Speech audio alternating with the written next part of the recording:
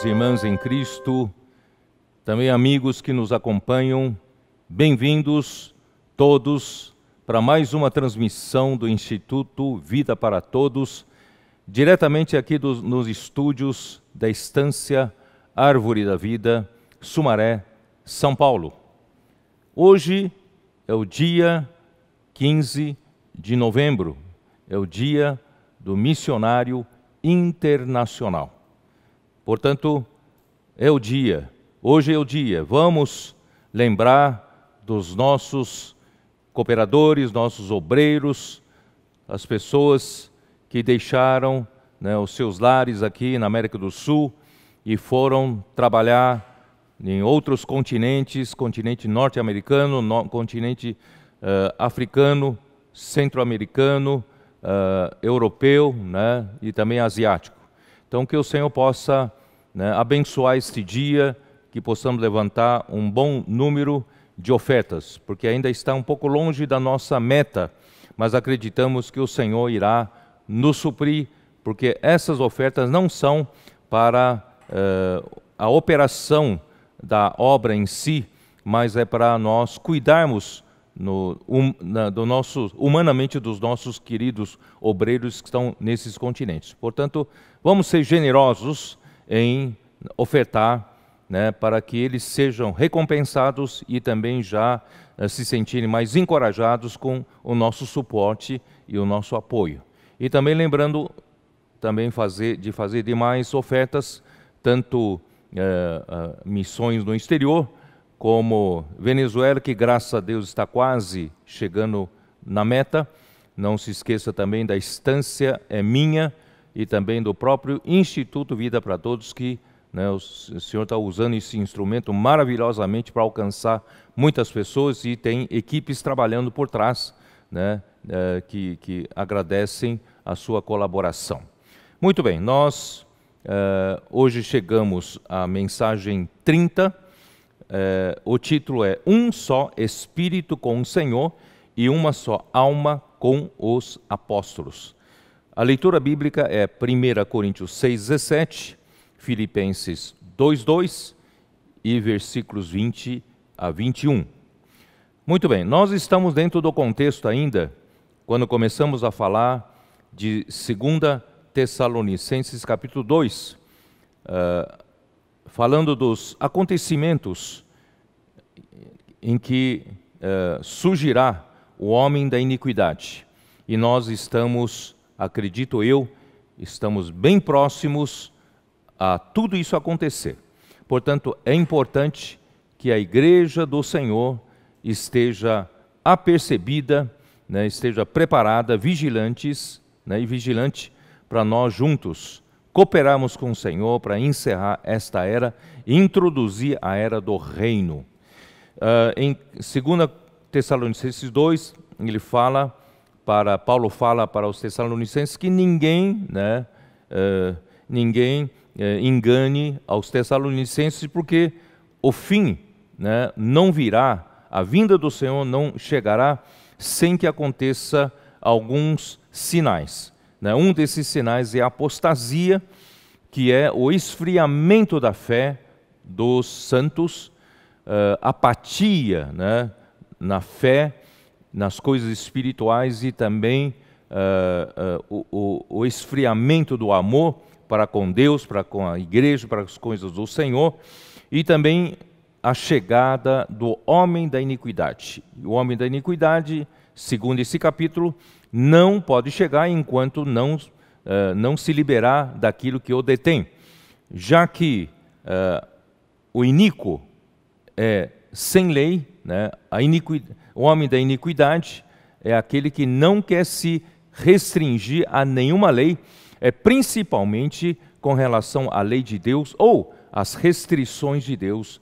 que Deus, primeiramente, Ele já pôs na natureza do homem a sua lei aqui no interior, e por meio da consciência Ele nos dá a conhecer o que Deus quer, o que Deus não quer, o que agrada, o que não agrada. Pelo menos nós temos essa percepção pela nossa consciência, mas o homem da iniquidade, ele é contra isso, ele quer se libertar de qualquer laço qualquer algema que se prenda a Deus, que se conecte a Deus. Então ele quer fazer com que a sociedade toda se afaste de Deus, abandone a Deus de uma vez e rompa, né? A sociedade rompa com Deus, nos seus laços, até na lei natural que tem no corpo, cauterizando a consciência, mas não só isso, mas também toda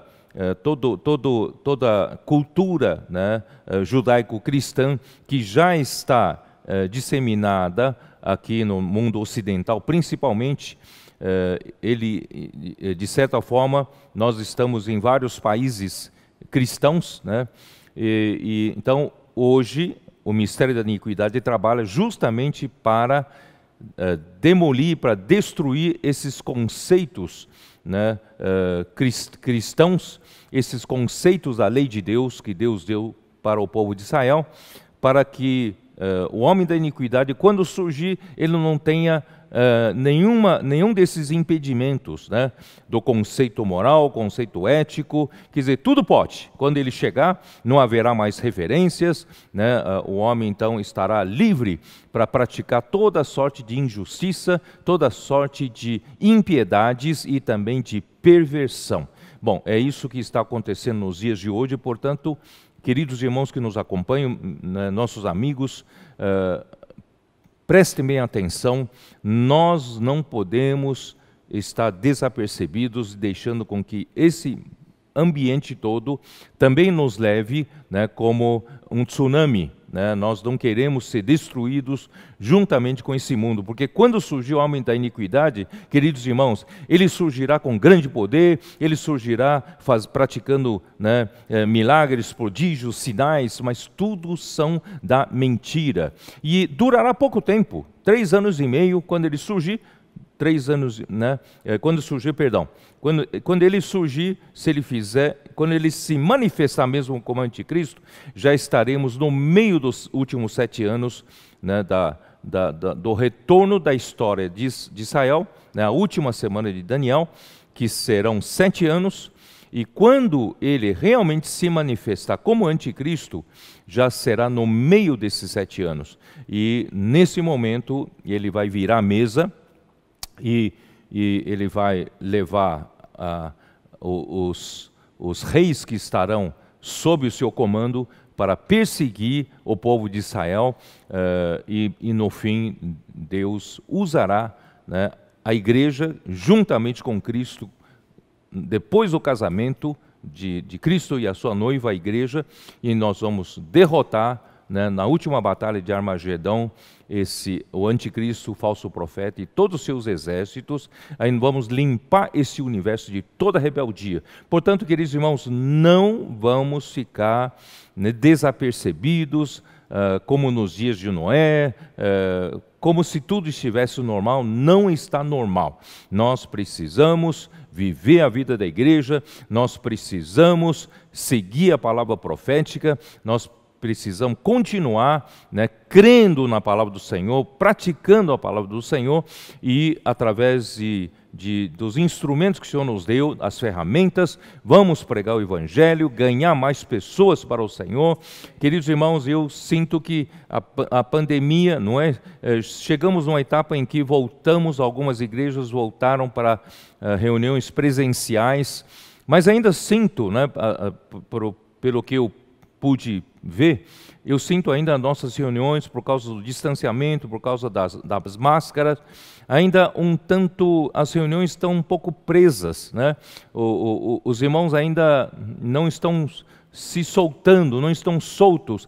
Queridos irmãos, as pessoas que o Senhor vai introduzir na vida da igreja precisam encontrar entusiasmo entre nós, precisam encontrar alegria de viver a vida da igreja, não é isso? Precisa encontrar um grupo de pessoas que está totalmente motivadas, né? Como eu estou motivado, queridos irmãos, porque precisamos preparar a igreja, preparar as pessoas para esse final dos tempos. A noiva precisa estar ataviada. Esse é o meu encargo, queridos irmãos. Nós precisamos preparar, né? Porque a igreja que representará a noiva para o casamento de Cristo, antes da última batalha, será a igreja dos vencedores. Não é não é composta de todos os cristãos, essa igreja é composta somente por vencedores. Portanto, irmãos, a saliva que eu estou gastando aqui, o meu desgaste físico em falar essas palavras, é justamente mostrar a urgência de Deus precisar nos preparar você, preparar a mim, né, para a chegada do final. Muito bem, então vou fazer o seguinte, no final ainda, quando eu falo do mistério da iniquidade, em 2 Tessalonicenses 2, eu vou repetir uma coisa importante, que na verdade é uma luta entre a mentira contra a verdade. Deus é a verdade, Deus é a única verdade nesse universo, e Deus nos deu Cristo como a verdade.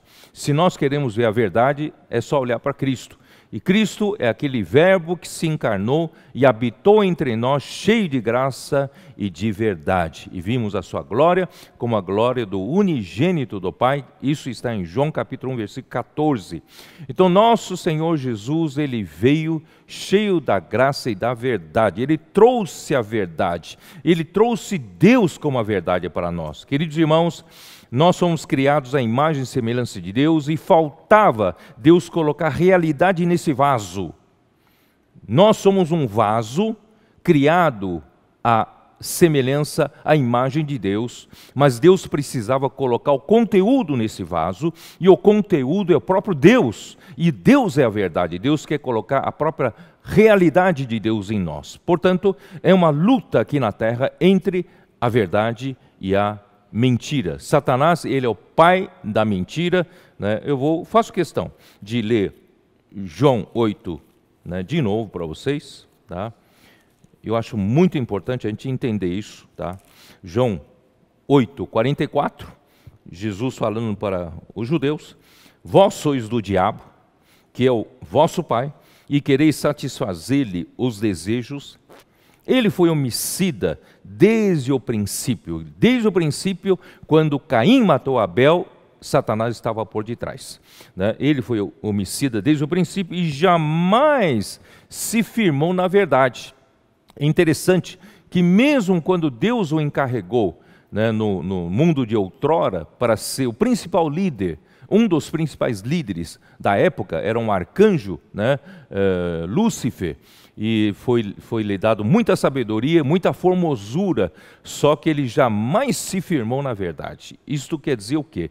Nós precisamos ter Deus como a verdade. Toda criatura precisa se encher de Deus para ter realidade. Então, o diabo nunca se firmou na verdade, porque nele não há verdade.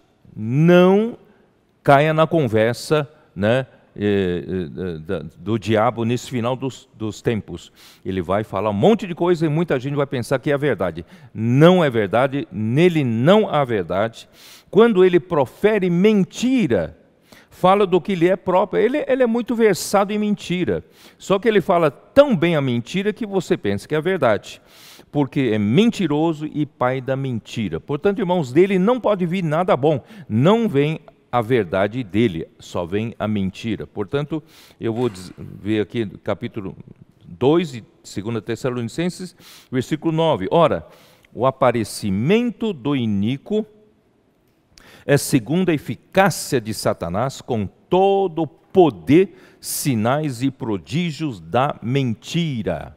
Então ele vai fazer um montão de coisas que o mundo vai se admirar, o mundo vai dizer: puxa vida, nós nunca vimos nenhum homem fazer isso, mas é o poder e sinais e prodígio da mentira, e com todo engano de injustiça, aos que perecem, porque não acolheram o amor da verdade para serem salvos. Deus, Ele está dando oportunidade para todas as pessoas do mundo poder acolher a verdade. Nós, graças a Deus, temos os compositores nas ruas já. Estão ali todos os dias, né? Centenas de pessoas estão recebendo oração, estão se reconectando com Deus através de uma oração e estão recebendo, né, livros com sementes do reino dentro deles, e isso está o quê? Levando-os à oportunidade, dá oportunidade aos homens de acolherem a verdade, né? Então, se você não acolhe a verdade, você vai perecer, né? Você vai perecer porque não acolheu a verdade para ser salvo. Por esse motivo, Deus desmanda a operação do erro para darem crédito à mentira. Então, o mundo todo, né, por não receber a verdade, vai acreditar na mentira. E Deus vai permitir isso, né? A operação do erro, isso chama-se a operação do erro. Nós temos a obra de fé, mas a mentira tem a operação do erro, a fim de serem julgados todos quantos não deram crédito à verdade, né? Muitos não dão crédito à verdade, mas nós estamos dando oportunidades. Os nossos comportores são nas ruas para orar com as pessoas, para levar a verdade às pessoas, para que as pessoas possam acolher a verdade. As transmissões do Instituto Vida para Todos também está chegando nos lares, nas casas das pessoas, levando a verdade. É para que aqueles que são chamados pelo Senhor, aqueles que são escolhidos pelo Senhor, possam dar crédito à verdade. É uma oportunidade que Deus está dando às pessoas. Também nós temos o Avança Jovem, levando a verdade a muitos jovens para darem crédito à verdade.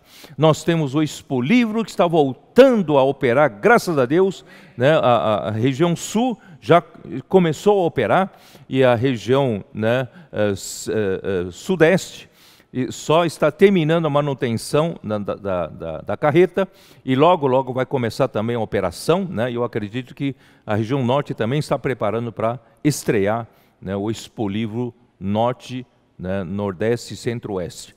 Muito bem, então nós temos aí todas essas ferramentas, a própria vida da igreja, né, que está sendo vivida em várias cidades do mundo inteiro, estão preparando redes de cuidado para receber as pessoas, né, que vierem para a vida da igreja. Porque nesse meio tempo, queridos irmãos, muitos estão fazendo contato conosco, querendo saber, né, como eles podem reunir-se com a igreja.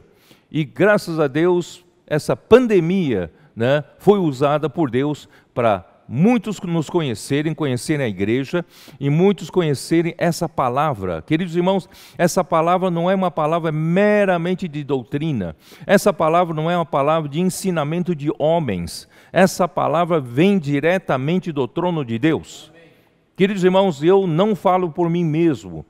Toda vez que eu venho aqui para ministrar uma palavra, vocês não sabem o quanto eu faço, né, prece a Deus, tenho comunhão com Deus, o que o Senhor quer falar para a sua igreja, para preparar a sua igreja, né, para os tempos finais, segundo o teu desejo. Queridos irmãos, o Senhor tem nos honrado.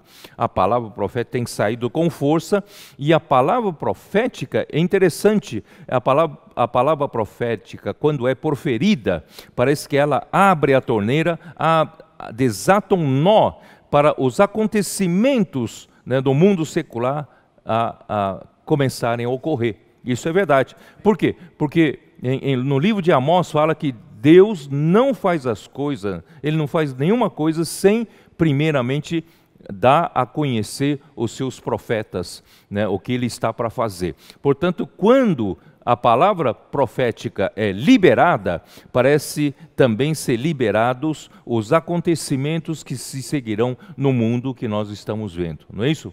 Queridos irmãos, nós temos que confiar nessa palavra, crer nessa palavra, não considere essa palavra como mais uma entre muitas boas mensagens. Queridos irmãos, isso é o que mais me preocupa. Acaba diluindo essa palavra profética no meio de tantas outras mensagens que os irmãos ouvem durante toda a semana. Queridos irmãos, essa palavra profética é especial. Dá direção, dá orientação, e nós precisamos seguir essa orientação para nos preparar para a chegada do Senhor, tá bom? Então, muito bem. a fim de serem julgados, eu li, né? A fim de serem julgados todos quantos não deram crédito à verdade, antes, pelo contrário, deleitaram-se com a injustiça. Vamos salvar essas pessoas, queridos irmãos, estão sendo enganadas, né, pelo engano, né, pela mentira, mas vamos trazê-las para a verdade. E a verdade, queridos irmãos, está na igreja, a verdade está na palavra profética, a verdade está com Deus, e Deus é a verdade, e Cristo é a verdade, não é isso? E nós podemos viver aqui na igreja para sermos a coluna e base da verdade. Muito bem, então vou seguir o que eu preparei para hoje. Eu queria fazer mostrar para você a sequência dos fatos, né? A sequência dos fatos do final dos tempos. Nós falamos, algumas semanas atrás, das 70 semanas de Daniel, tá? Então, tomando aquilo como referência para vocês poderem entender, tá? As 70 semanas de Daniel, 69 semanas, vou resumir, as 69 semanas com respeito à história de Israel terminaram com a morte do ungido, com a morte de Cristo. Eu vou usar uma referência, não sei se essa data é precisa, mas só como referência, né? Cristo então foi crucificado no ano 30, no corrente calendário, tá? Então, quando Cristo morreu, a história do povo de Israel parou ali, foi interrompida, né? Interrompida. Então são 69 semanas, faltando apenas uma semana para completar 70 semanas do livro de Daniel, capítulo 9. E essa última semana é uma semana de anos. Então faltará, né, uma semana de anos, são 7 anos.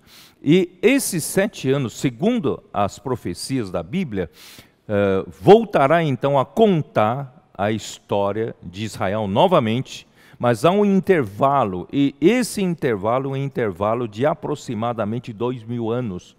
Né? Bom, quando voltar a recontar a história de Israel, nesses últimos 7 anos, acontecerá com um sinal. Que sinal?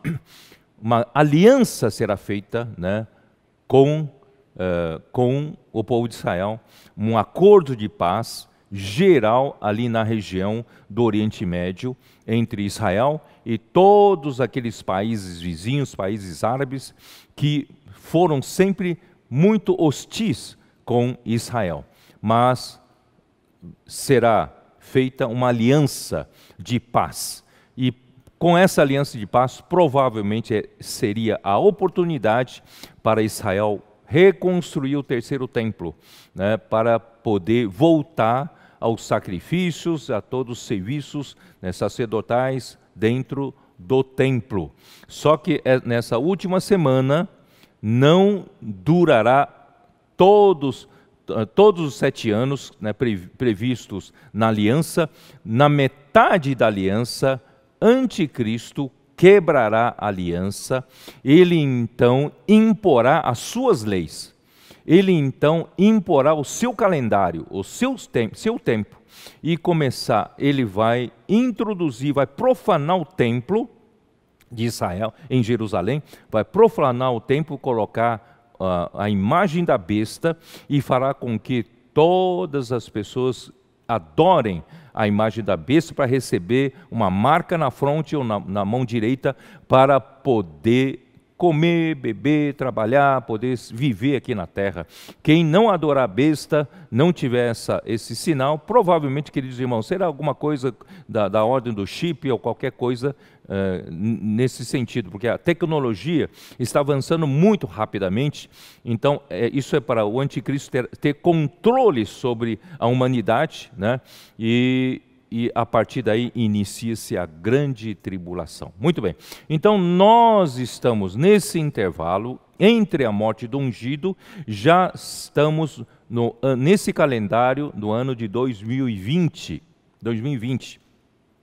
E se Cristo morreu no ano 30, né, faltam apenas mais 10 anos para completar os 2000 anos não sabemos se o Senhor vai cumprir exatamente 2000 anos para voltar. Ninguém sabe a data e a hora, ninguém sabe, só o Pai sabe. Portanto, nós não queremos fixar nenhuma data.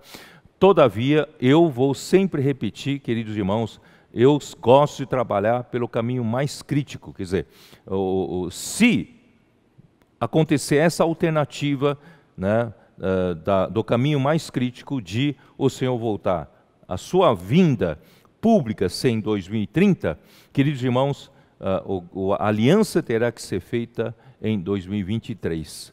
E nós estamos em 2020, temos apenas 3 anos até essa grande aliança. Portanto, irmãos, mas não diga que eu falei, fixei uma data, não. Isso é apenas para nós nos prepararmos. Nós precisamos nos preparar para essa pior situação, está bem?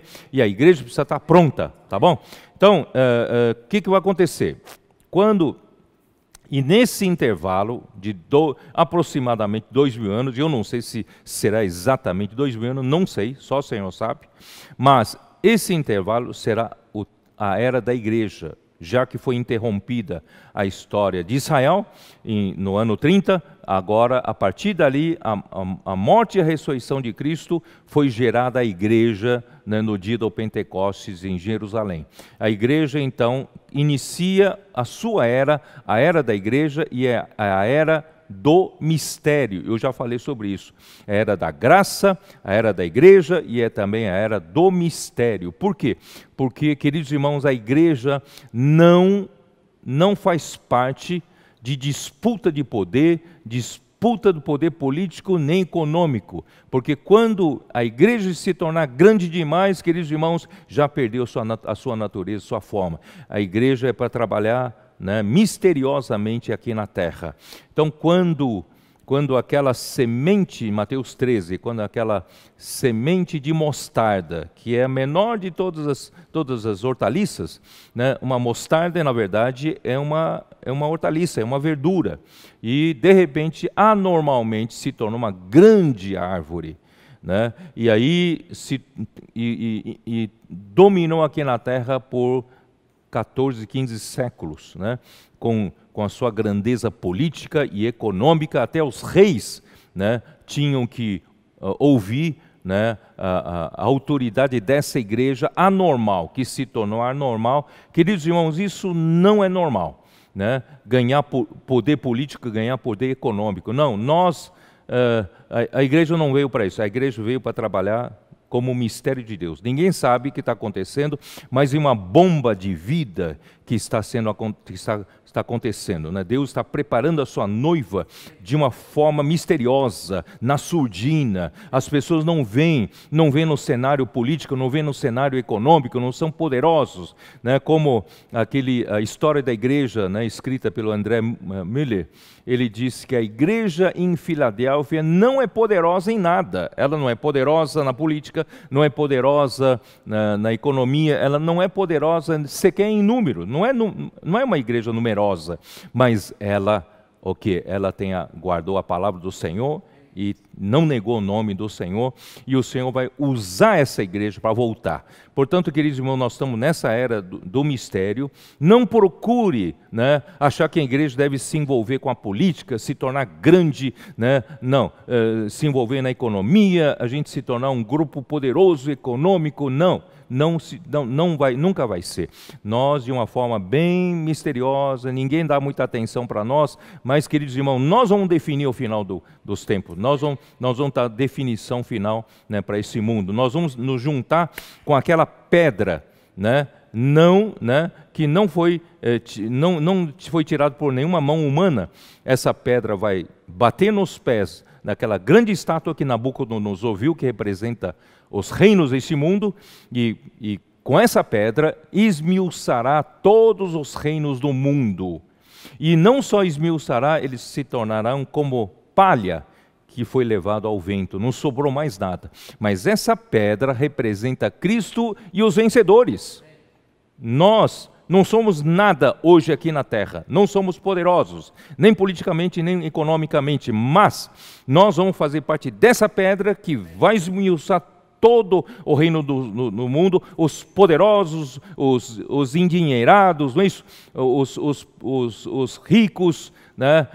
Os que mandam no mundo. No fim, nós vamos formar o reino de nosso Senhor Jesus Cristo e formará uma grande montanha e Ele reinará pelos séculos dos séculos juntamente conosco. Queridos irmãos, eu estou muito alegre, eu estou fazendo, aguenta mais um pouco, irmãos, porque o fim virá e nós vamos ser vencedores, vamos, né, fazer esse trabalho. Embora hoje nós somos anônimos, nós somos ignorados pelos poderosos, mas, irmãos, nós é que fazemos um trabalho, né, muito sério ao lado de Cristo, ao lado de Deus. Bom, então, antes de começar a grande tribulação, Deus estará preparando os vencedores. Tomara que seja você e eu, né?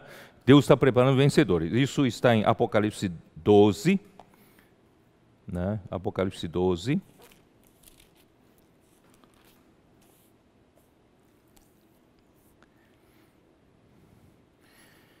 Versículo 1, viu-se grande sinal no céu, a saber, uma mulher vestida do sol, com a lua debaixo dos pés e uma coroa de 12 estrelas na cabeça.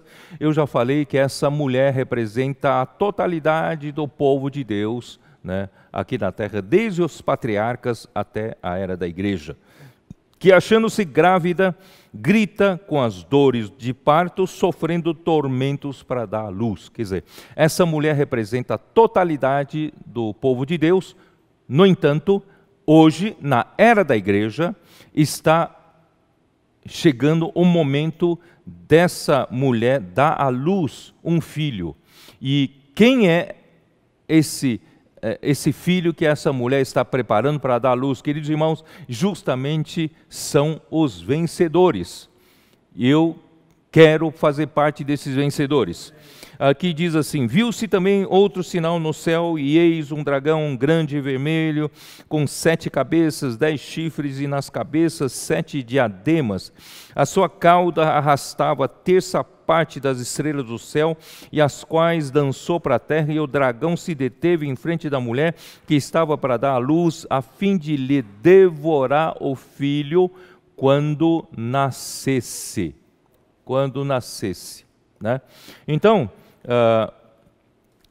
aqui está falando, né, o filho que está para nascer. E esse filho que está para nascer será o filho varão, que representa os vencedores de todas as épocas, desde os patriarcas até o povo de Israel, até hoje, na era da igreja, tá? Só que, queridos irmãos, o filho varão, na interpretação de algumas pessoas, representa os vencedores que já dormiram no Senhor, os vencedores mortos. Mas, irmãos, eu não interpreto assim, tá? Eu peço sua licença, porque aqui diz assim no final do versículo 4, o dragão se deteve em frente da mulher que estava para dar à luz, a fim de lhe devorar o filho quando nascesse. Quer dizer, existe um evento que está para acontecer, que é o nascimento do filho varão. Então, se é um evento que está para acontecer, não pode o filho varão ser formado somente dos vencedores mortos. Alguém tem que estar vivo na época para fazer acontecer um evento. Que evento é esse? Evento do nascimento do filho varão, né? Por isso, eu interpreto que o filho varão é a totalidade de todos os vencedores, sejam os que já dormiram diante do Senhor, e engloba também os vivos. Porque há um momento em que os vivos vencedores provocarão, né, uma situação que é o nascimento do filho varão. Esse nascimento do filho varão, né, nasceu-lhe, pois, o filho varão, que há de reger todas as nações. É uma parte forte da mulher, é a parte que luta pelo reino, é a parte que está do lado do Senhor, são seguidores do Cordeiro, né, para onde quer que ele vá. Então, eles ele há de reger todas as nações com cetro de ferro, e o seu filho foi arrebatado para Deus até o seu trono. Queridos irmãos, aqui é uma prova convincente de que os vencedores serão arrebatados até o trono de Deus antes da grande tribulação. Por quê? Porque a partir do versículo 7 começa a relatar, né, os eventos que ocorrerão na grande tribulação. Portanto, o filho varão será arrebatado ao trono de Deus, né, antes da grande tribulação. Versículo 6. A mulher, porém, fugiu para o deserto, onde lhe havia Deus preparado lugar para que nele a sustentem durante 1260 dias. Isto é, o filho varão, que são os vencedores, será arrebatado para o trono de Deus. Mas a mulher, o restante, que não fizer parte dos vencedores, a mulher, o povo de Deus, vivos na época, ficará aqui na terra. Quer dizer, então uma parte da igreja será arrebatada nesse momento, antes da grande tribulação, e a grande maioria, representada pela mulher, ficará aqui na terra. Tá? E essa é uma visão que, né, alguns não têm essa visão. Tá? Mas, então, a mulher, porém, fugiu para o deserto. Né? Onde será o deserto? Queridos irmãos, irmão Dong, ele mostrou para a gente naquele mapa mundi, e graças a Deus que a América do Sul não se situa no centro, né, dos acontecimentos que quando virá o anticristo. Quer dizer, o centro dos acontecimentos será no Oriente Médio, e será naquela região, a Europa será grandemente envolvida, e todo o hemisfério norte, né, até os Estados Unidos, a Rússia, ali está o grande envolvimento das nações. E aqui no hemisfério sul, no extremo sul principalmente, é um hemisfério meio esquecido pelo mundo. Né? O mundo, né, está mais vivendo, o mercado todo está mais vivendo no hemisfério norte. Então nós, pelo arranjo soberano de Deus, aqui na América do Sul, é um lugar meio esquecido do mundo. Portanto, esse lugar, queridos irmãos, é o deserto. Por isso Deus nos colocou, principalmente aqui na América do Sul, as igrejas com visão, as igrejas com mais pessoas vivendo essa visão, segundo a palavra profética, fortalecendo a igreja, estão aqui na América do Sul. Nós estamos preparando esse lugar para receber a maioria dos cristãos que não forem arrebatados, não forem vencedores.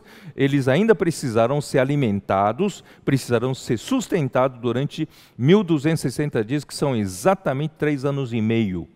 Durante os 3 anos e meio de grande tribulação, né, esse restante do povo de Deus precisará ficar no deserto para ser cuidado. E nós estamos cuidando. Por isso, irmãos, é importante nós enchermos esse continente de vida da igreja, de realidade do reino dos céus, em tudo quanto é lado, não é isso? Trabalhando fortemente, né, com a comportagem dinâmica. Queridos irmãos, nós temos, cada dia, são mais de 9.000 livros sendo distribuídos pelos nossos comportores. Isso dá mais de 2 milhões de livros por ano. Queridos irmãos, você põe isso ao longo de, 4 anos, 5 anos, são mais de 10 milhões, né? Mais de 10 milhões de livros distribuídos. Quer dizer, esses livros são a verdade que está sendo posta na mesa para as pessoas. Né? Então, graças ao Senhor por isso. Então, eu só quero mostrar para vocês que os vencedores, como filho varão, serão arrebatados para o trono de Deus antes da grande tribulação. E na semana passada eu falei de Apocalipse 14, né? Apocalipse 14 fala do Cordeiro em pé sobre o Monte Sião. Já expliquei. O Monte Sião é onde está a fortaleza de Davi, ou o palácio de Davi, a casa de Davi, né? Ele edificou ali porque ali está representado o reino.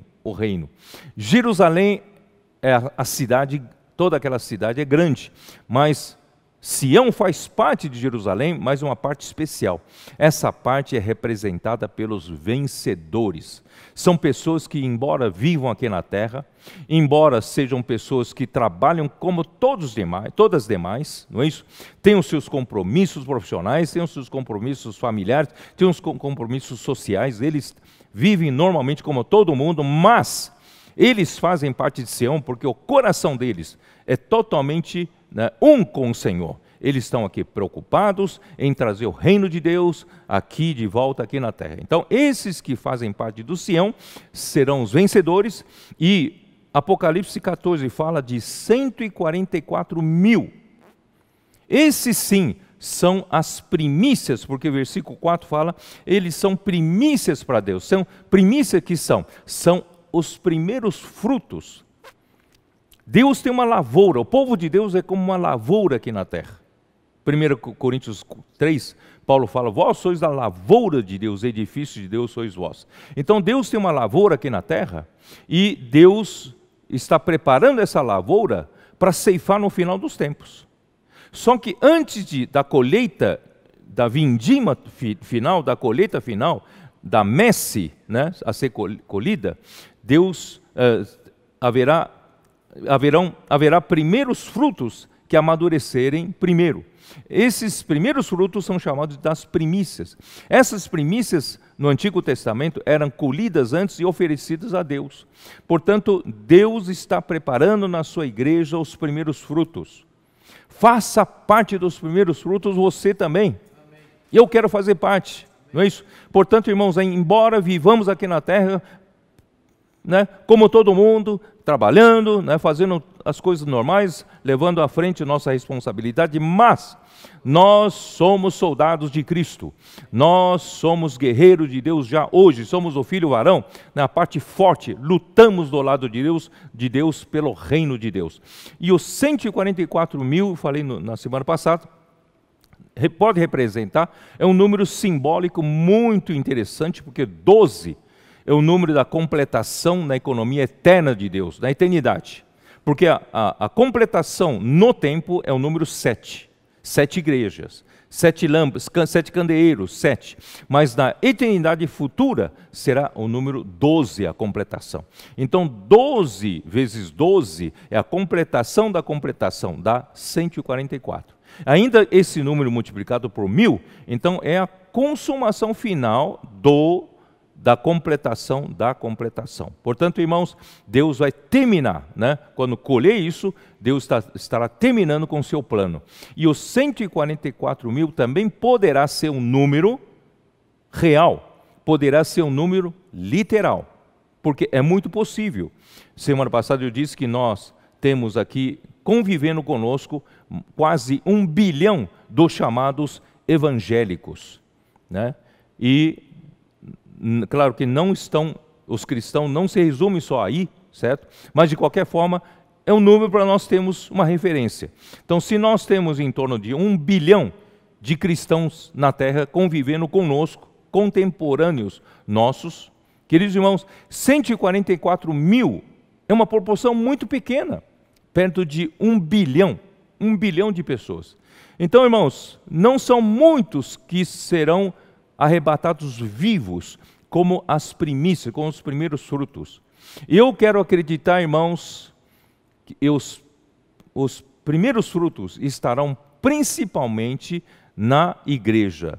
Serão aqueles que estão vivendo na realidade da vida da igreja. São aquelas pessoas comprometidas com a vontade do Senhor, comprometidas com a palavra profética, são aquelas pessoas que estão comprometidas com a expansão do reino, não é isso? Com a pregação do evangelho, com a edificação da igreja, né? Em preparar os santos que convivem junto com eles, né? Para amadurecerem juntos, prepararem 144 mil. No nosso levantamento nós temos aproximadamente 62 mil, né? Entre o que nós sabemos, né? de que vivem a vida da igreja. Eu creio que até o número pode ser maior, mas assim, de qualquer forma, irmãos, eu Eu ainda tenho um sentimento de dizer para vocês, não podemos nos acomodar. Eu tenho um sentimento da gente saltar, fazer esse número, saltar, se Deus quiser, né, saltar para perto de 120 mil. Por quê? Porque dos 144 mil, queridos irmãos, a grande maioria tem que estar vivendo a realidade do reino dos céus, isto é, a vida da igreja. Claro que Deus tem vencedores em outras tribos, né? Mas, irmãos, é principalmente nessa tribo que o Senhor, né, colherá os primeiros frutos. Portanto, vamos pregar o Evangelho. Não é sem motivo que muitas pessoas, em ouvirem a nossa palavra, muitas pessoas em receberem uma oração, estão vendo a realidade, né, da igreja, da seriedade da vida da igreja. Não estamos aqui mercadejando a palavra de Deus, não estamos aqui para ganhar dinheiro com a palavra de Deus, não estamos aqui para fazer fama pessoal, né? Nós estamos aqui unicamente trabalhando como escravo de Deus, como servo de Deus, irmãos, para que a vontade de Deus seja feita entre nós. Portanto, irmãos, seja você um desses, né? Vamos juntar-nos para esses 144 mil, né? Você também ajude a pregar o Evangelho. Muito bem. Então, até as primícias, que serão os vencedores vivos, serão arrebatados também antes da grande tribulação. Mas você vai dizer, mas peraí, como é que, né? Como é que você sabe? Porque a partir, olha aqui, ó, do capítulo 14, quando termina no versículo 4 e 5, né? 5 fala assim, versículo 4, são estes os que não se macularam com mulheres, porque são castos. São eles os seguidores do Cordeiro por onde quer que vá. São os que foram redimidos dentre os homens, primícias para Deus e para o Cordeiro, e não se achou mentira, na sua boca não tem mácula. Eles estão lutando do lado da verdade e, portanto, não podem ter mentiras. Nós não estamos do lado da mentira, não estamos aqui enganando a ninguém. A nossa luta aqui, irmãos, é para manifestar a verdade. Tá? Aí então, a partir do versículo 6, aqui fala, né, vi outro anjo voando pelo meio do céu, tendo o evangelho eterno para pregar, e o versículo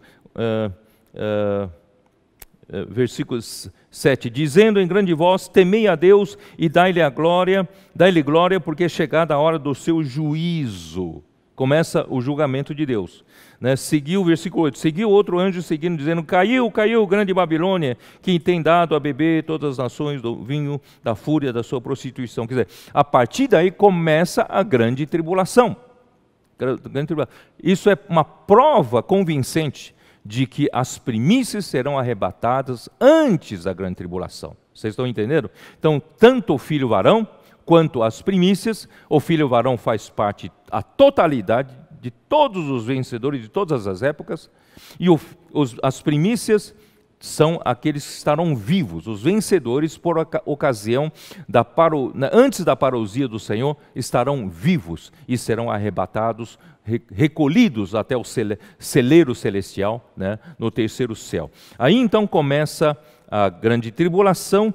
E quando é que acontece a vindima a maioria dos santos? Está aqui no versículo 14, ainda Apocalipse 14. Olhei, eis que uma nuvem branca, e sentado sobre a nuvem um semelhante a filho de homem, tendo na cabeça uma coroa de ouro,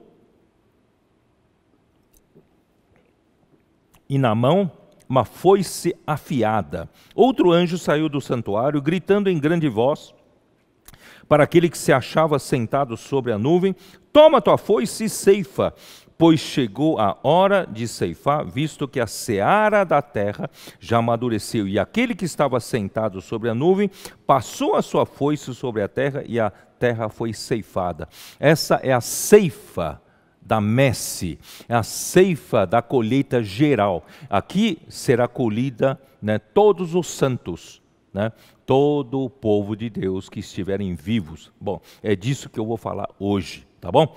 Então, e mesmo que eu tenha chegado só quase no final para falar sobre isso, mas é importante contextualizar vocês, né, sobre tudo isso. Muito bem, então haverá 3 anos e meio, né, haverá 7 anos, nesses 7 anos, a última semana de Daniel, que são 7 anos, eu já disse, no começo da última semana de Daniel, haverá um grande acordo.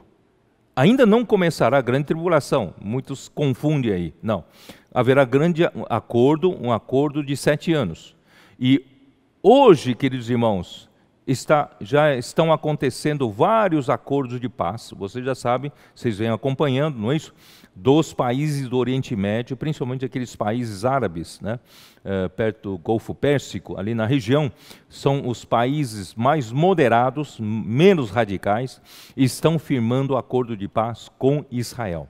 E nós acreditamos que isso vai fazer esses países, com acordo de paz com Israel, prosperarem. E os demais países mais radicais vão ser pressionados, né, também a fazerem esse acordo, porque eles não querem ficar para trás. E haverá sempre alguém poderoso por trás costurando esses acordos, né? Então, vai chegar um momento, eu não sei se será 2023, mas chegará um momento de uma aliança de 7 anos, tá? Então, essa aliança permitirá, como eu disse antes, a construção do templo.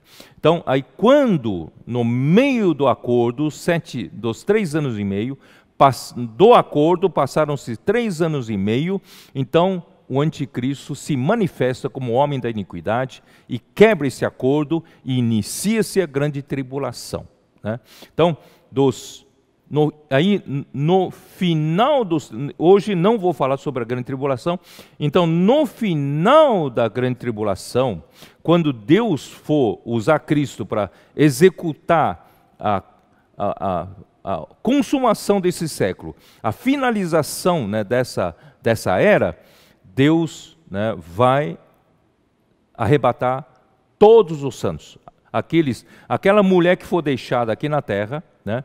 Eu já disse também, nesse meio tempo da grande tribulação, haverá também vencedores tardios, os que forem perseguidos e mortos por anticristo, vocês se lembram disso, né? Também haverá vencedores, tá? Mas os que ficarem, né, no final, antes do final, tá?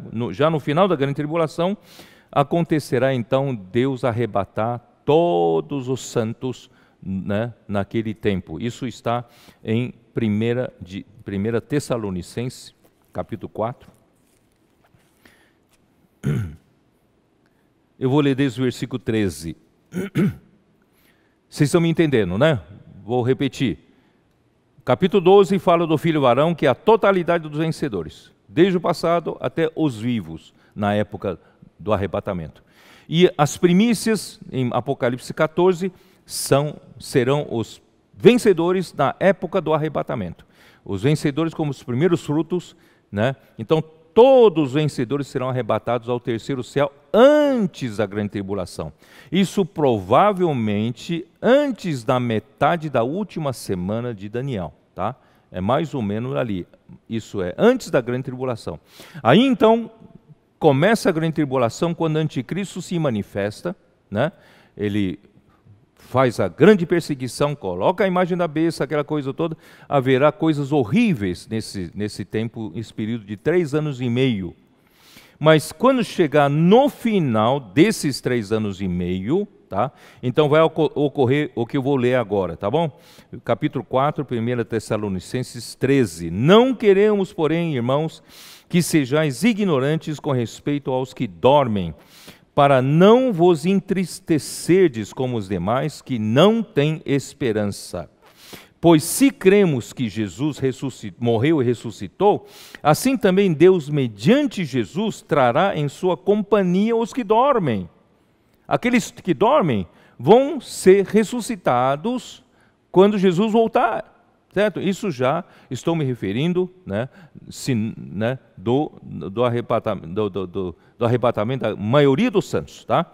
Aqui, versículo 15. Ora, ainda vos declaramos, por palavra do Senhor isto: nós, os vivos, os que ficarmos até a vinda do Senhor, essa vinda aqui é a vinda pública.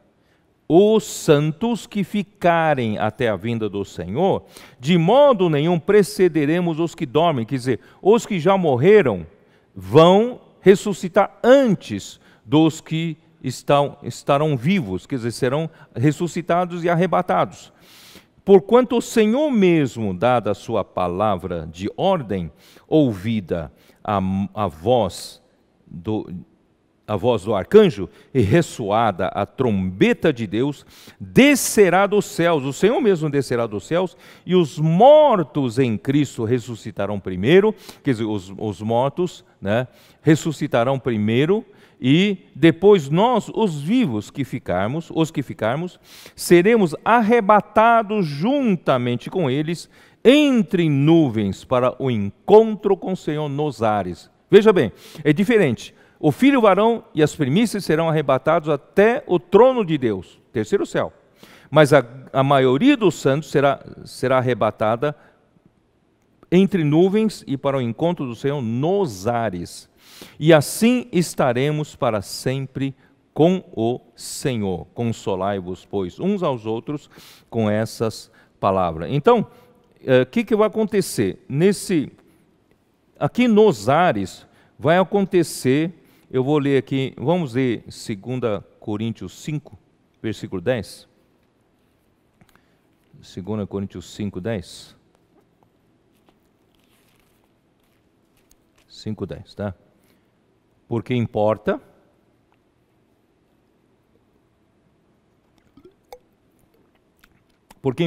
que todos nós compareçamos perante o tribunal de Cristo, para que cada um receba segundo o bem ou o mal que tiver feito por meio do corpo.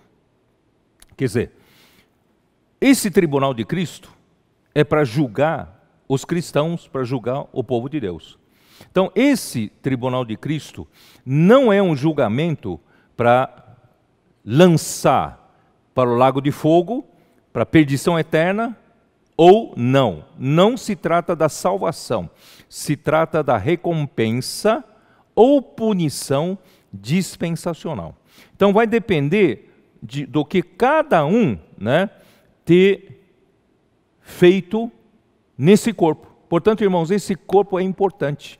Esse corpo no qual nós, aquilo que fizemos, será recompensado ou não.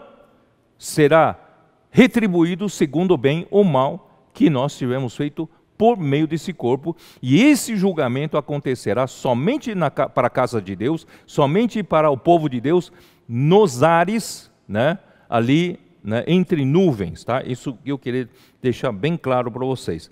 E em Romanos capítulo 14, versículo 10 também, que ele fala, Romanos 14, versículo 10, tu, porém, porque julgas teu irmão, e tu porque desprezas o teu, pois todos compareceremos perante o tribunal de Deus. Esse tribunal de Deus será esse tribunal que Cristo julgará, né, todos nós, os da casa de Deus, o povo de Deus, nos ares. Tá? Então, queridos irmãos, nós não somos juízes. O Senhor não nos colocou aqui para julgar um ou julgar outro. Nós estamos aqui para sermos fiéis ao Senhor, segundo a palavra do Senhor. Quem julga é Cristo. Deus mesmo não julga ninguém, Ele entregou todo juízo, todo julgamento para o seu Filho, né, Jesus Cristo. Ele que vai julgar todas as coisas. E vai julgar o quê? 1 Coríntios 3. 1 Coríntios 3. Versículo 8, que diz assim: ora, o que planta e o que rega são um. Paulo disse, eu plantei, Apolo regou, mas o crescimento vem de Deus. Por isso ele fala assim, ora, o que planta e o que rega são um, e cada um receberá o seu galardão, segundo o seu próprio trabalho. Quer dizer, do lado da obra de Deus, nós vamos receber o nosso galardão conforme o trabalho que fizermos para Deus, né? Por isso, em seguida, ele fala, né, no versículo 13, se você edifica sobre o fundamento que é Cristo, você precisa ver se você está edificando com ouro, prata, pedras preciosas ou madeira fina e palha. Versículo 13, manifesta se tornará a obra de cada um, pois o dia a demonstrará. Que dia esse é? O dia do Senhor. É o dia da vinda do Senhor, no tribunal de Cristo, vai manifestar, vai demonstrar, porque está sendo revelada pelo fogo.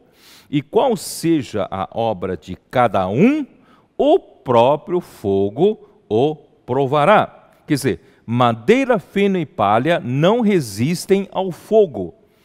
Quando aquilo que nós fizemos, que não fizemos de acordo com a vontade de Deus, de acordo com o material, né, materiais que são o próprio Deus próprio, né, ouro, prata e pedras preciosas, a nossa obra pode ser volumosa, nós temos feito uma coisa grandiosa, mas quando vem o fogo, se tudo queimar, não vai sobrar nada, e nós não vamos ser bem recompensados, com certeza. Tá? Versículo 14, mas se permanecer a obra de alguém que sobre o fundamento edificou, esse receberá galardão. Então esse é o lado da obra, você precisa, né, a sua obra precisa ser aprovada já aqui na terra, e naquele dia Deus vai recompensar você de acordo com o que você fizer. Portanto, meus queridos irmãos, não vamos fazer a obra própria nossa, nós temos uma só obra. Eu falei na semana passada, né, Paulo, entre tantos cooperadores, ele tinha em Timóteo um cooperador totalmente alinhado com ele, totalmente de confiança total, tinham o mesmo sentimento, a mesma alma, não é isso? E não tinha, ele falou assim, todos eles, os outros, todos eles fazem, né, o que lhe é próprio, a sua própria obra, e não o que é de Cristo Jesus. Quer dizer, então, se você quer realmente fazer a obra do Senhor, você precisa aprender a ser um com Paulo, com quem está liderando a obra. Se você acha que você também pode fazer alguma coisa, né, fora da linha, né, que Paulo está dando, você pode achar que você também é capaz de fazer a sua obra, mas essa obra não é de Cristo Jesus. Portanto, irmãos, vamos aprender aquele dia, não ser surpreendido. Já pensou? Nós aqui na terra somos até considerados pelos irmãos espirituais, irmãos que falam mensagem e tal, mas chegando aquele dia Deus vai falar, eu na verdade não te conheço, eu não aprovei a sua obra. Queridos irmãos, vamos ser simples aqui, vamos crer, né, que o Senhor tem os seus profetas aqui na terra, e crer e obedecer aquilo que o Senhor nos dê aqui na terra, você vai ser abençoado. Não tem a sua própria obra, nós temos uma só obra, não é isso? Vamos ser cúmplices um do outro. Quando eu falo cúmplice, irmão, não é cumplicidade do mesmo nível. A cumplicidade entre Paulo e Timóteo é o Timóteo ser totalmente um com Paulo. Vocês estão me entendendo? Timóteo entendeu o coração de Paulo. Não é nós no mesmo nível, tá bom, nós dois aqui, ó, você precisa me entender, tá? Eu preciso entender você. Não, não é no mesmo nível, tá? É com relação, não é isso? Por exemplo, Davi e os seus 3 valentes. Davi apenas suspirou, quem me dera dar a água que está ali no poço da porta de Belém, onde estavam os filisteus, e os 3 valentes não mediram esforço, eles não criticaram, não falaram que Davi tem cada gosto esquisito, não é isso? Nessa hora da guerra ele está querendo beber água, que coisa é essa? Quer dizer, os 3 valentes não criticaram Davi, nem se preocuparam com que se estava certo ou errado, eles eram um com Davi, eles tinham o mesmo sentimento, foram lá, buscaram água e Deus os protegeu. Trouxeram água de volta, claro, Davi não bebeu, ofereceu como libação a Deus. Irmãos, o que eu quero dizer assim, se a gente tiver essa cumplicidade entre nós, irmão, vai ser tão belo isso. A obra do Senhor aqui na terra vai avançar muito, mas se cada um, né, tiver a sua própria obra, tiver a sua direção, tiver as suas mensagens, queridos irmãos, nós não vamos muito para frente, né? Então eu peço, por favor, entenda essas minhas palavras e vamos ser unânimes, de uma só alma, né? Como Paulo fala em Filipenses 2:2, né? Completai a minha alegria, que... Vamos ler, vai. Ó Senhor Jesus. Filipenses 2:2, como diz: se vocês já praticam, né, entranhados afetos de misericórdia, o esplânquinon, completei a minha alegria, versículo 2, de modo que penseis a mesma coisa. Irmão, vamos pensar a mesma coisa. Não que estou falando uma coisa, você está pensando outra coisa. Vamos pensar a mesma coisa, né? Tenhais o mesmo amor, vamos ter o mesmo amor. Sejais unidos de alma, vamos ser unidos de alma, não é só do espírito, de alma, né? E tendo o mesmo sentimento, o mesmo pensamento, né? O mesmo sentir. Queridos irmãos, né? E por isso Paulo no versículo 20 fala: porque a ninguém tenho de igual sentimento que sinceramente cuide dos nossos interesses, pois todos eles buscam o que é seu próprio. Irmãos, um cooperador não pode buscar o que é seu próprio, tem que buscar o que o Senhor está fazendo e buscar o que é de Cristo Jesus. Portanto, irmãos, se nós tivermos um exército assim coeso, né?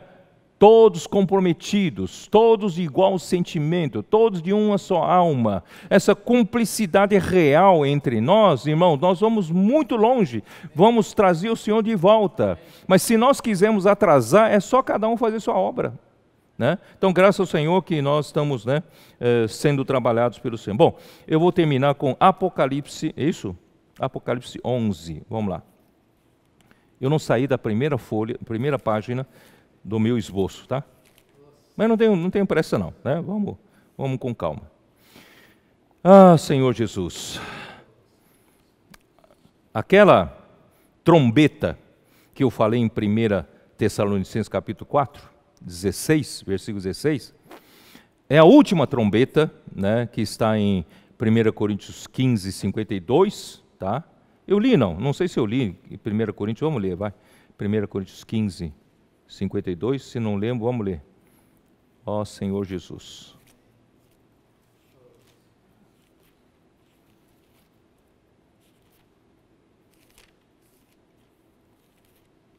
Que diz assim: num momento, num abrir e fechar de olhos, ao ressoar da última trombeta. Qual é a última trombeta? Né? A trombeta soará, os mortos ressuscitarão incorruptíveis e nós seremos transformados. Essa última trombeta, irmãos, é a ressurreição e arrebatamento da maioria dos santos.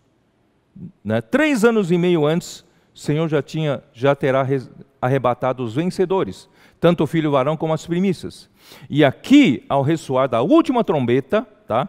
É a 7ª trombeta. Isso está em Apocalipse 11, 15. Vamos lá. Apocalipse 11, 15. O 7º anjo tocou a trombeta e houve no céu grandes vozes dizendo: o reino do mundo se tornou de nosso Senhor e do seu Cristo, e ele reinará pelo século dos séculos. Chega de Satanás na tentação de Jesus, dizer para Jesus, se gabar de que os reinos do mundo e a glória deles, né, a autoridade sobre os reinos foi dada para ele. Ele dá a quem quer. Era só Jesus adorar, ele dará essa autoridade para Jesus. Queridos irmãos, chega dessa usurpação. Quando chegar o 7º anjo tocar a 7ª trombeta, o reino do mundo é aquela pedra de Daniel 2, que foi lançado aos pés da grande estátua, não é isso?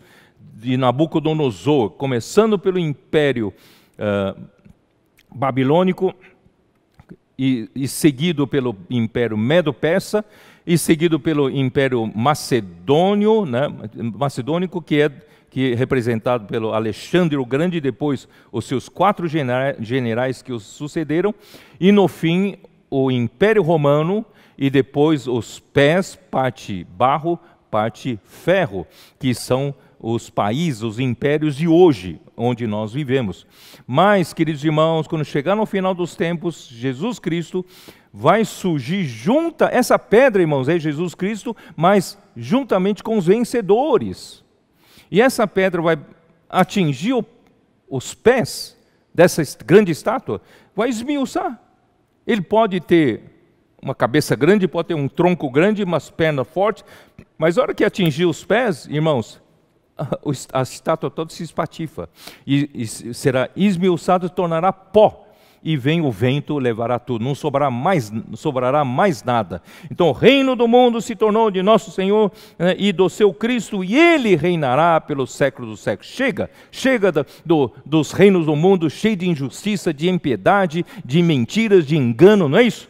Vamos finalmente ter um reino de justiça e de paz. Né? Aí eu não vou ter tempo de ler tudo isso, aí eu vou ler para vocês o versículo 18. Na verdade, as nações se enfureceram, e chegou, porém, a tua ira.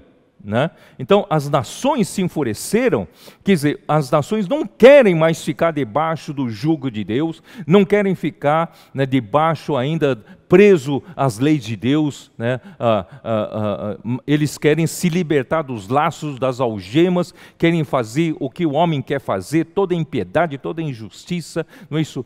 Toda perversidade, é isso que está escrito. Eu estou repetindo essas frases, porque isso está em Romanos capítulo 2, não é isso? Então mas vai chegar também o momento da ira de Deus. Quando chegar o momento da ira de Deus, será o julgamento das nações. Muito bem. Mas antes do julgamento das nações, olha aqui. E o tempo determinado para serem julgados os mortos. Você vai dizer, peraí, quem são esses mortos aqui? O tempo determinado para serem julgados os mortos. Queridos irmãos, os mortos aqui não são os mortos que não aceitaram Jesus. Não são os mortos incrédulos. Aqui se tratam dos mortos dos filhos de Deus no meio dos santos. Sabe por quê? Porque em seguida ele fala, para serem julgados os mortos e para se dar o galardão aos seus servos, os profetas, aos santos e aos que temem o teu nome. Então, esse julgamento é diferente do julgamento do grande trono branco no final do milênio, registrado em Apocalipse 20, versículo 11. Ali serão julgados todos os incrédulos, né? O mar entregará os seus mortos, a morte entregará os seus mortos. Né? Ali então Deus julgará na sua sabedoria, né? Todos os mortos serão os incrédulos. Mas nesse momento, irmãos, antes ainda da batalha de Armagedon, Deus vai julgar os mortos, Cristo vai julgar os mortos, mas esses mortos serão os santos. Ele vai ver no tribunal de Cristo, vai definir quem for aprovado e quem não for aprovado.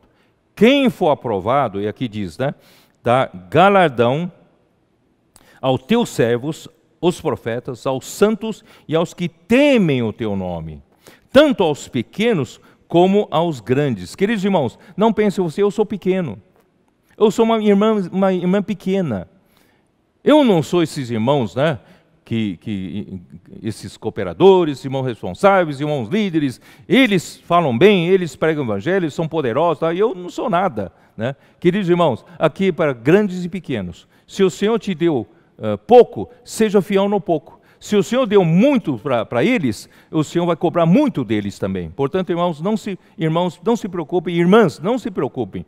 Sejam fiéis naquilo que Deus te deu. Aqui, os grandes e os pequenos vão receber, né, o galardão. Tá? Então, esse é o momento de Deus galardoar. Tá?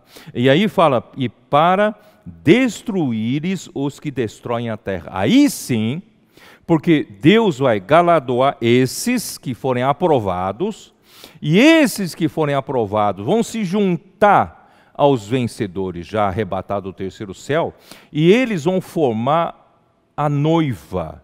E essa noiva vai se casar com Cristo, Apocalipse 19, nós já lemos isso semana passada, eu não vou ter tempo de ler isso hoje, vamos continuar no domingo que vem, mas o que o que interessa aqui é que, juntamente, somente quando nós estivermos prontos, aptos para nos unir a Cristo, irmãos, esse é um segredo na união da igreja com Cristo, pretendo falar no domingo que vem. Então, essa união com Cristo, irmãos, Deus vai realmente usar Cristo e a igreja para derrotar, né, anticristo, falso profeta e as nações dessa terra. E graças ao Senhor virá um milênio. E os vencedores reinarão com Cristo, capítulo 20 de Apocalipse, versículo 4 e versículo 9, no final do 4, e viveram e reinaram com Cristo durante 1000 anos, aqui fala dos vencedores tardios. Versículo 6, bem-aventurado e santo é aquele que tem parte na primeira ressurreição, sobre esses a segunda morte não tem autoridade, pelo contrário, serão sacerdotes de Deus e de Cristo, reinarão com ele os 1000 anos. Queridos irmãos, por isso eu falei, se nós queremos hoje ser essa noiva que estará pronta para se unir a Cristo, irmãos, nós precisamos hoje treinar a nossa cumplicidade com os que nos lideram, os profetas que nos lideram, apóstolos que nos lideram, porque eles representam a Cristo. Eles se preocupam em fazer aquilo que é de Cristo Jesus, não o que Ele é próprio. Irmãos, eu não tenho minha obra própria, estou procurando fazer aquilo que é de Cristo Jesus. Então vamos juntos, irmãos, fazer, né, não um só espírito, em 1 Coríntios 6,17, aquele que se une ao Senhor é um só espírito com Ele. Então vamos treinar a sermos um espírito em tudo que fizermos, mas ainda não é suficiente. Nós precisamos aprender, irmãos, a ser um de alma com os apóstolos, um de alma com quem está na frente, trazendo para nós a direção, a palavra profética. Isso está em Filipenses 2, 20 e 21, que nós lemos agora há pouco.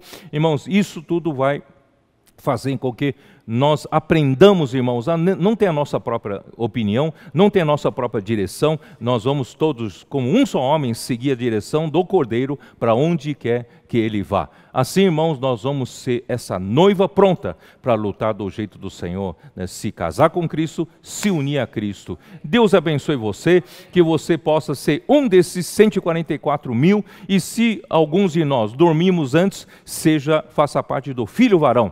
Nós seremos arrebatados até o terceiro céu, ao trono de Deus, porque hoje nós estamos treinando essa unidade, essa unanimidade, essa cumplicidade na obra do Senhor, irmãos. Ninguém luta pelos seus próprios interesses, nosso interesse é o interesse do Senhor, e nós temos uma direção a seguir. Deus nos colocou homens na nossa frente, vamos seguir essa direção, que Deus vai abençoar você, a sua família, né, queridos irmãos? Vamos lá, vamos avançar. Jesus é o Senhor, amém.